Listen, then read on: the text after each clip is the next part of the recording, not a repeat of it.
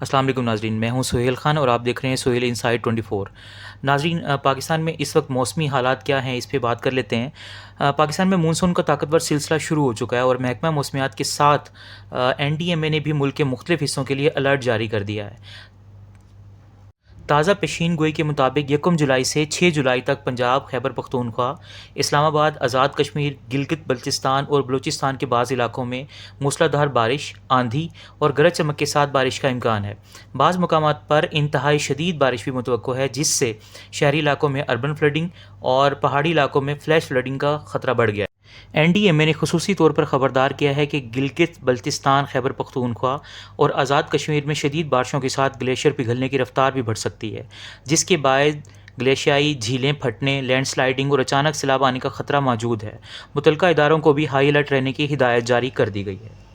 اور پنجاب کے کئی بڑے شہروں میں، جن میں لاہور، راولپنڈی، گوجرانوالا، سیالکوٹ اور فیصل آباد شامل ہے، وہاں نشیبی علاقوں میں پانی جمع ہونے اور شہری سیلاب کا خدشہ ظاہر کیا گیا ہے، جبکہ دریاؤں اور ندی نالوں کے قریب رہنے والے افراد کو احتیاط برتنے کی ہدایت دی گئی ہے۔ ماہرین کا کہنا ہے کہ اگر بارش کا یہ سلسلہ مسلسل جاری رہا تو بعض علاقوں میں معمولات زندگی متاثر ہو سکتی ہے، سڑکیں زیر آب آ سکتی ہیں، بجلی کی فراہمی میں خلل آ سکتا ہے اور پہاڑی علاقوں میں لینڈ سلائڈنگ کے باعث شاہراہیں بند ہونے کا بھی خدشہ ہے۔ تاہم اس وقت ملک گیر تباہ کن سیلاب کی پیشین گوئی نہیں کی گئی، بلکہ زیادہ خطرہ مقامی فلیش فلڈ اور شہری سیلاب کا بتایا جا رہا ہے۔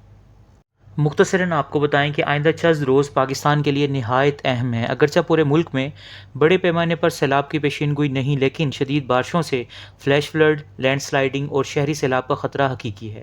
اس لیے احتیاط اور سرکاری ہدایت پر عمل کریں اور محفوظ رہیں۔ اب تک کے لیے اتنا، ملتے ہیں اگلے ولاگ میں۔